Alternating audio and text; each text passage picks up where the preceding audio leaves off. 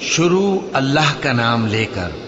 جو بڑا مہربان نہایت رحم والا ہے۔ سورج کی قسم اور اس کی دھوپ کی،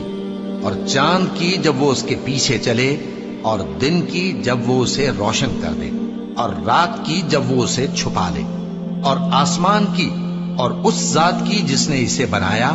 اور زمین کی اور اس ذات کی جس نے اسے پھیلایا، اور نفس انسانی کی اور اس کی جس نے اسے درست کر کے بنایا۔ پھر اس کو بدکاری سے بچنے اور پرہیزگار بننے کی سمجھ دی کہ جس نے اپنے نفس کو پاک رکھا وہ مراد کو پہنچا، اور جس نے اسے خاک میں ملایا وہ نامراد رہا۔ قوم سمود نے اپنی سرکشی کے سبب پیغمبر کو جھٹلایا۔ جب ان میں سے ایک نہایت بدبخت اٹھا